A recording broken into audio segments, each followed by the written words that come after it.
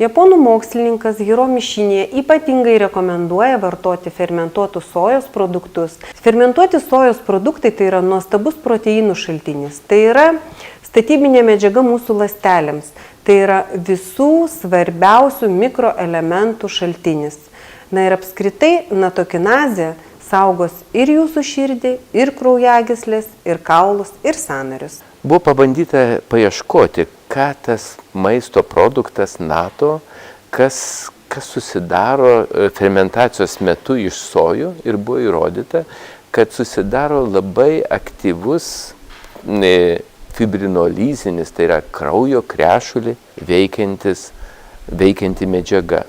Ir šita medžiaga būtent apsaugo mūsų organizmą nuo galimų trombų susidarimo, pagerina labai stipriai kraujo tekėjimo savybės ir trombocitai mažiau prilimpa prie sienelių ir eritrocitai mažiau prilimpa prie sienelių.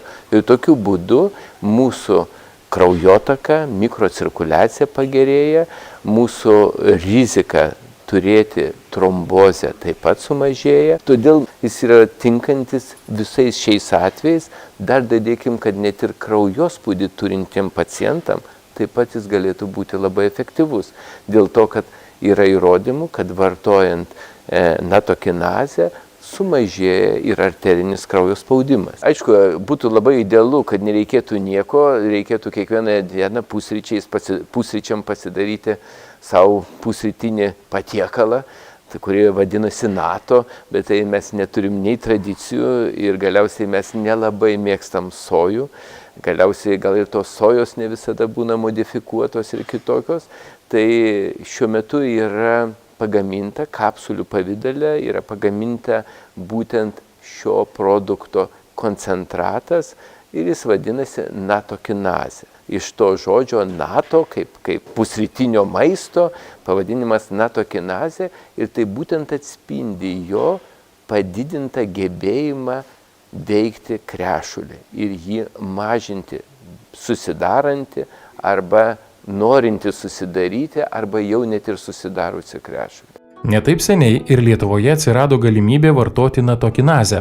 Būtent nataspinė ir yra įdėta ta natokinazė ir tai yra šio maisto papildo forma, kurią gali vartoti vieną kapsulę ryte, pavartojus iš tikrųjų jūs turėsite efektą. Šiuolaikinis mokslas patvirtina, kad natokinazė teigiamai veikia širdies ir kraujagyslių sistemą. Profesorius pabrėžtinai įvardina žmonių grupės, kam būtų naudinga vartoti natokinazę.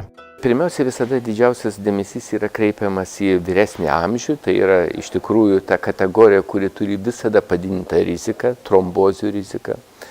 Tie, kurie turi dislipidemijas, tai reiškia cholesterolio apykaitos sutrikimus, tie, kurie yra nutukę, tie, kurie turi padidintą arterinį kraujospūdį, sergantis arba persirgę įvairiom širdies kraujagyslių ligomis. Bet reikia turėti omeny, kad pas mus pastaruoju metu lygos labai jaunėja ir šį papildą galima drąsiai vartoti ir jaunesniam amžiuje. Ypatingai tie, kurie daug skaito, kurie labai sėslų gyvenimo būdą, prie kompiuterio tik sėdi ir nieko daugiau neveikia, nes realiai pavartojus pagerėja mikrocirkuliacija. Tai yra galimybė mūsų eritrocitam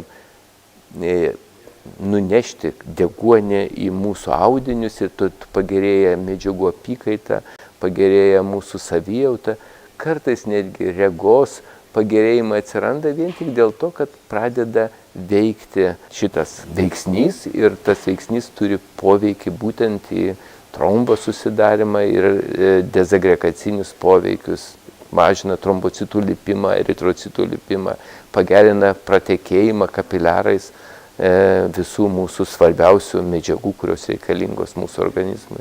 Iš tikrųjų, dažnai pacientai sako, jau nuo pirmos tabletės arba nuo pirmos kapsulės, sakykime, nataspino šiuo atveju, jau sako, labai pagerėjo. Bet realiai, jeigu žiūrėti, tai reikėtų pavartoti ilgesnį laiko tarpą, jeigu mes norėtume turėti ilgalaikių rezultatų. Tas vartojimas turėtų būti mėnuo, 2, 3, čia gali būti ilgalaikis vartojimas, ypatingai jeigu žmonės prieš tai turėjo kokių nors trombozinių komplikacijų, aterosklerotinių komplikacijų ir arba tiesiog serga kai kuriom lėtiniam lygom, imuniniam lygom. Tai pavartojimas, ilgalaikis vartojimas duoda visada žymiai geresnius rezultatus. Iš tikrųjų, kartais pacientai nueina, sako, man reikia natokinazės, tai čia yra cheminis pavadinimas tos medžiagos, o išleidžiama forma, kuri yra šiuo metu galima nusipirkti vaistinėse, tai yra nataspinas. Tai yra pats pavadinimas, kuriame vienoj kapsulėje yra 3000 veikimo vienetų ir tie 3000 būtent labai nedidelė dozė, kurios nereikia jokios laboratorinės kontrolės, nereikia bijoti, nes dažnai pacientai klausia, ar čia reikėtų kontrolės kokios vartojant. Tikrai tai ne nataspinas, tai, kuris turintis labai gerų gydomųjų savybių. Ir jokių būdų nereikia papildomai bijoti, kad reikėtų dar kažką papildomai tirti. Bet jis tikrai veikia į visas mūsų sistemas, tame tarpe kraujagyslės, kas yra labai svarbu, norint būti sveikiem. Nataspin H moksliškai patikrintas, analogų neturintis natokinazės preparatas, skirtas širdies ir kraujagyslių sistemai, ypač esant sutrikusios kraujotakos ir trombų susidarimo rizikai.